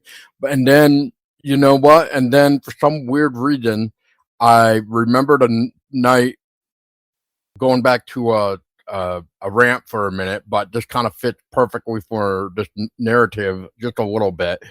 But I remember one night specifically, me and a friend were out camping at Silver Lake here in what would that be? Brandon. Brandon, Vermont. I want to say almost near Middlebury, Vermont. Anyway, the point to this is sometimes if you go up to Silver Lake to camp, which is about like a 3-mile hike, unless you take the back way, but we went the front way up. Anyway, the point to all of this particular weekend or week, whenever this happened, we went up to stay the night. What was weird about this trip, though, was it was eerily quiet. There wasn't that many campers or hikers in general. We were the only ones there that night that were just, staying for a couple nights in the woods, basically. However, though, and I tried reaching out to my friend to ask if he remembered why we did this, but he could not remember why we ended up doing it. But during the night, it was so quiet and so pitch black, like we couldn't even see our hand in front of our face. We got up in the middle of the night and literally walked our asses all the way down the 3-mile trail and all the way back to where the campers site is, basically, where like all of us were actually in campers, like, camping, basically. So, but for the life of me, I have no idea why we did that. And ironically, since my camper, where my camper was, like for my family, there was a what do you call that? Like a screen door porch area, I would just say, for lack of. Anyway, that door to get inside was locked. So guess what? I could not get in to go into the camper to even go to sleep that night. So guess what happened? Me and this other guy had to go walking back up the 3-mile hike again and back into our tent. Oh my goodness gracious! Yeah, wow. Yeah, that will put some hair on your chest too, because I know what happens is, especially whenever you're younger like that and you're out in the woods, everybody is scaring each other as well too, and we're projecting our fears onto the woods. Excuse me, like I was doing even whenever I was in my 20s, looking for a werewolf. Every twig that snapped immediately was a werewolf, and until you are confronted with something that you don't understand, and then the plausibility of a werewolf becomes secondly possible, and that's what happened. I mean, I was terrified, and I don't think that we really understand the flight or fight response until we are confronted by something that is that primordial. There's something in us that still exists, that we know that we are being hunted, and that's the first time I ever felt as if I was being hunted, and there's no other way to explain it. It appeared that we were being stalked, because the way we were walking and the way that we were seemingly being led by what was ever in those woods, it felt as if we were being stalked, and whatever that predator was, it was waiting until we made one crucial mistake, and then we would have been done. And again, if my name wasn't called out, I probably would have got to the point on my way out of the woods that I would have got either entangled into more underbrush and found it very hard to get away, or I would have naturally fallen into some sort of small hollow or ravine or whatever and got hurt to the point that I could not move. So whenever I say about being hunted, that's truly what I mean. It felt as if something was trying to lead me into a place that would be easy to basically pounce. Mm-hmm. Yeah, that's the scary thing, isn't it? Yeah, it is. Yeah, like that's why I wanted to bring up that weird story. Like I should add this too. So back in the day of being young and stupid, which is pretty much what we did that night. Mm-hmm. I should also add, we didn't have flashlights and we didn't have like phone with lights on it, like with lights or anything like that. That's right. So we literally had like zero light. We had maybe the stars, like when we actually got toward the road and the water and stuff like that. But yeah, that was it, man. Nope. Oh yeah. So my little paranormal group that I had, Hmm. we had a couple flashlights, nothing big, like Walmart $5 flashlights or whatever, and I had myself a little handy cam. Right, it was a little, like, I guess they were, what were they, 8 millimeter or something like that. Instead of putting in the big VHS tape, this was the generation where you could put in just that little wee tape. Now this was a time well before flash drives and everything like that. So you still had, this was still kind of prehistoric by today's standards. But we had all this equipment, right? Like, we had basic equipment that people would go and do an okay ghost hunt with, and Hmm. all of this equipment that we had started to strangely not only lose power, but also malfunction as well. So all of the classic things that happened was happening to us, batteries draining, lights not working, things flickering off and on. Now, I was lucky that I was able to uh, photograph this stuff and document it. So this kind of stuff rarely happens. People say, "Oh, I wish I would have had a camera." Yeah, I did have a camera, and I was able to document the light coming on and the sounds of something following us in the woods. But you have to keep in mind that this is pitch black outside. You're not seeing any kind of full-bodied creature or anything, and you're really not able to hear much at all. Maybe a snap here and there, but nothing else. And my name does not show up on the video as well. But you could see that at Interesting. least we were very disturbed by what was going on. So, but even if I captured evidence, which I did, it's still so inconclusive because it's not showing anything that I just described, right? And that's Mm. going to be a problem as well too, because even if we have photographic evidence, it really doesn't prove our point, because it shows a light and it shows us being very terrified in the woods, but it doesn't show the feelings and the emotions that go along with it. Right. So, so you must have gotten brought up with the floppy drive disk or whatever. Yeah, floppy Oh, drive that disk. absolutely, yeah, the good old floppy disk. That's exactly right. Oh, yeah, it was so. I mean, looking back on it now, it's like something that you could be finding in a museum, and you can find this stuff in a museum. But I remember, the first time I had what I thought was a Bigfoot encounter. My Hmm. brother and I was in college. This is before I was investigating Dogman. This Hmm. was, I was in college, and we were living along the base of White's Woods in Indiana County, Pennsylvania, and it was substantial woods, several hundred acres of woods, and it's all protected, so there's no hunting there or anything.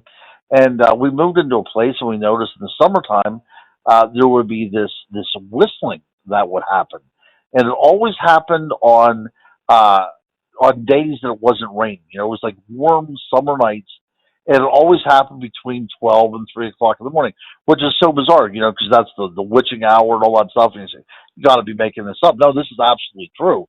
And it's true because nobody would believe it if you said, yeah, this happens between 12 and 3, right? But there was these sounds that happened between 12 and 3. And, I was in my 20s, and my brother was in his 20s. We were in our early 20s. And we thought, hey, if this happens again, let's go out and investigate it. So one evening, and again, it was about probably 2:30 in the morning. We hear this whistling again. We thought, okay, this is the night. We're going to go check it out. So I grab a sword, and my brother grabs a baseball bat, and we open up the door, and we go out onto our porch. And this is the first time we ever go outside and hear the sound. And the whistle has such a resonance to it that it actually vibrates within your stomach. Like me sitting here right now, I can still feel it. It was a very palpable vibration in the stomach. So whatever was putting out that whistle was doing it at such a decibel to be able to actually physically move your body, right? And so we thought, hey, look, we're still going to try this out. We have weapons, so we turn, we go to the back of the house, and in the back of the house, we have a little grove that leads right until you get into White's Woods.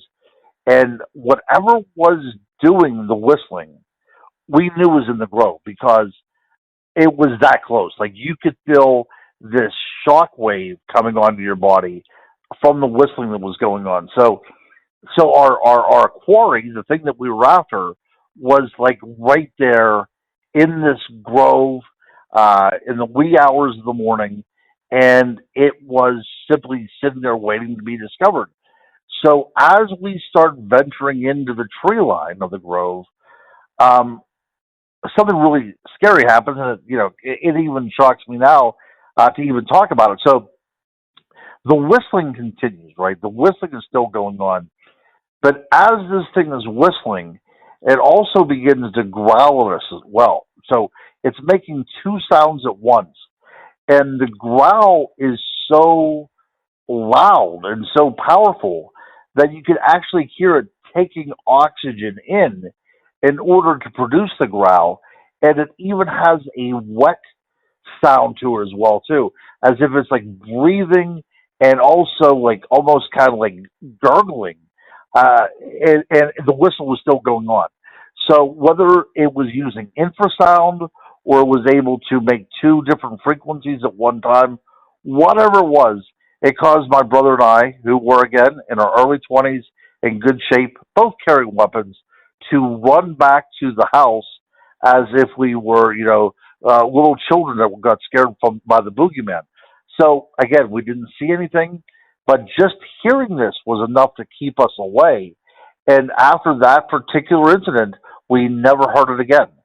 So it had went on for a couple of years in the summertime, and then our summertime visitor never came back. It's possible because we got that close to it or whatever. But yeah, to this day, I have no idea what happened. But yeah, that was kind of my close encounters with Bigfoot. And this was probably, I'm thinking, 1995, because I just started graduate school at the time. And so I had no idea what to make of it. So I got onto the computer, speaking of floppy drives, or floppy disks, I got on the computer and I looked up Bigfoot in Pennsylvania, and one website came up. You can imagine, now there will be thousands. One website came up, and it was for the Pittsburgh Bigfoot Society, and they came out and they did an investigation. But that's how quickly times have changed. So think about this. Before the advent of the internet, people were having these kind of encounters all the time. I'm quite sure of it, but it wasn't all linked together because we didn't have the technology yet. Now everybody's, faking things and using AI and all that stuff to a point that it becomes part of this global community. But at one time, once upon a time, people were hearing and seeing things, they couldn't make any sense of it, and there was nobody to tell. So all this stuff went unreported for so many years. But yeah, so I'm happy with the proliferation of the internet to get out, to get out people's eyewitness accounts. But on the flip side of that as well too, there's so many people out there faking things as well. It takes a lot to try to weed through all this to get to, to get to the truth. Absolutely, man. Yeah, that's funny. Yeah, I kind of remember like back in the day where it was mainly message board forums. That was mainly it. Besides the website that started to pop up like as the internet grew. I want to go. You've already said some interesting things, and I'm trying to figure out if I should wait on one until maybe we come back for like the spook light thing again. Because I know we were talking about having you back on for that. Because I know my focus right now was trying to just talk Dogman and stuff like that, and you're going into Bigfoot, which is fine because that actually adds to what I've already have mentioned in this episode, sort of, because it's one of those popular questions, and maybe I should just say this one first. And then I'll go into breaking down what you have shared a little bit. And that is, so you are the perfect specimen there, Ron, for this question. And that is, would you rather run into a Bigfoot or have another encounter with a Dogman again? Oh yeah. So the Dogman, as I researched the Dogman and listen to people's eyewitness testimony, I've actually been lucky enough to be a speaker at two conferences just focused on the Dogman. One was in Paris, Tennessee, and the other one was right outside of Dallas, Texas. And I was lucky to be on panels, or not on panels, on to do a lecture on just this subject, and to hear people talk about this and to investigate this through the pages of history as well. Nobody ever has a positive Dogman encounter, right? Like No. anytime you encounter this thing, it's always very, very negative. So I would love to know what it is, but as far as an encounter with it, absolutely not. I don't like to call things evil because that's kind of like me projecting my kind of like my evaluation on it, right?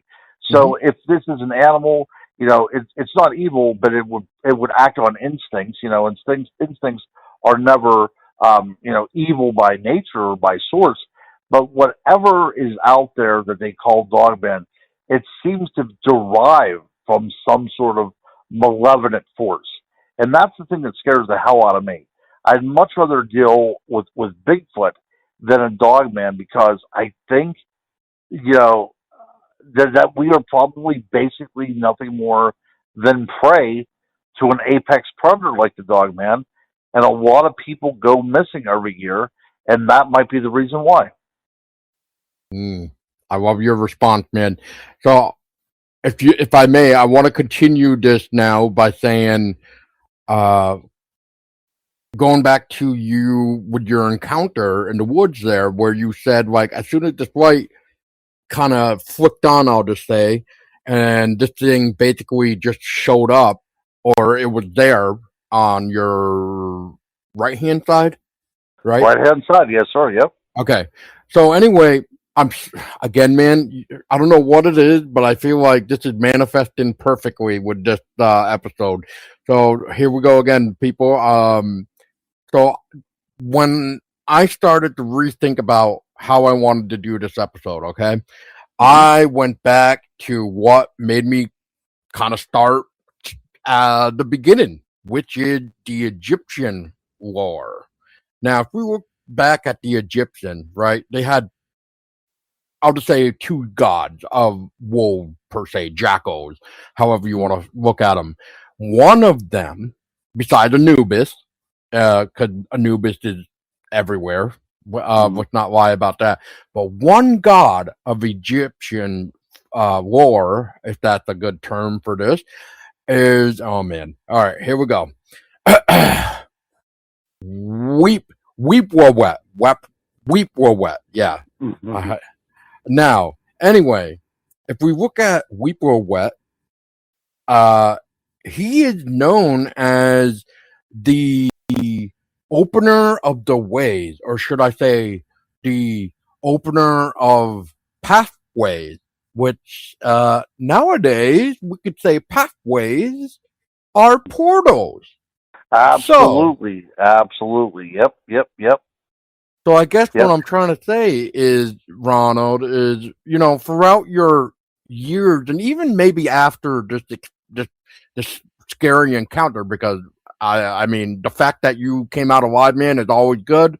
You didn't become a missing person like we hear about sometimes with Land Between the Lakes in Kentucky, which is another mysterious, bizarre place.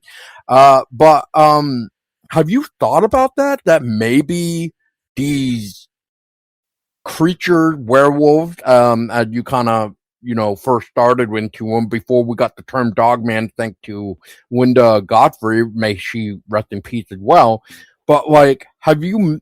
I mean, obviously you looked into it, but have you thought about maybe the Weppua wet is maybe what these creatures are? So sure, and I'll tell you, and this is kind of like the mic drop whenever it comes to this. So I depended a lot on Linda Godfrey. She and I had become friends, and we would actually talk on the phone, and it was very nice. She's a very pleasant, very intelligent person. But she was reporting these Dogman sightings that were happening in and around Indian burial mounds. I'm sure you know that for a fact. Yep. And then I was interviewing a lot of people that were having these Dogman encounters around burial sites, right? Now, the thing that was following me on my right-hand side, Mhm. so, yeah, so the thing that called my name on my left-hand side, there was an abandoned graveyard up in that area. So, again, we have this connection with death. We have this connection with burials.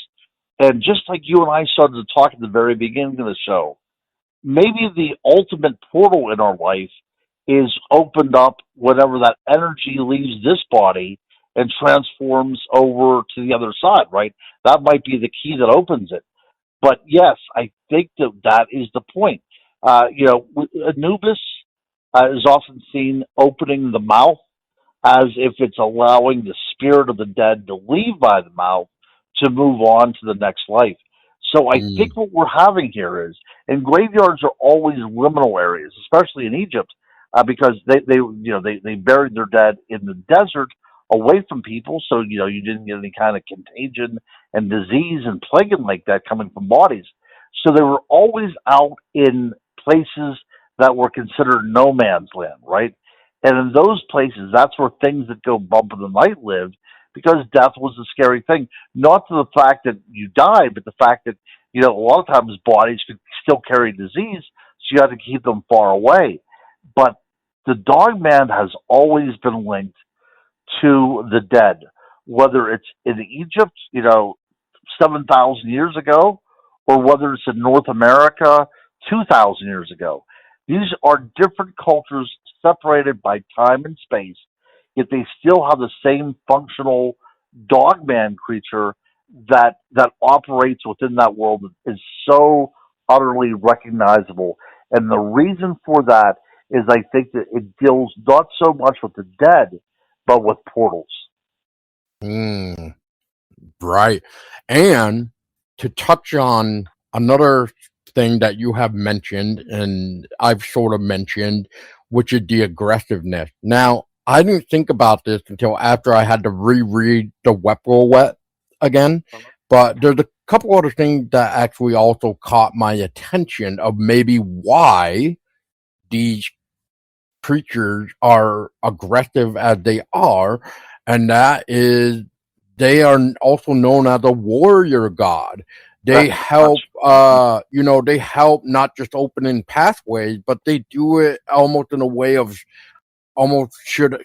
I mean, I even said this to in another conversation when I talked to another lady from Pennsylvania about dogmen, and I'm going to bring it up to you, which is when we hear about these strange creatures, Ron, and you brought it up too, these native burial, weird, weird areas where these things you would think not should be, but like, do you think maybe they're aggressive because of the history of the land? And what I mean by that is, let's take a look at a couple things.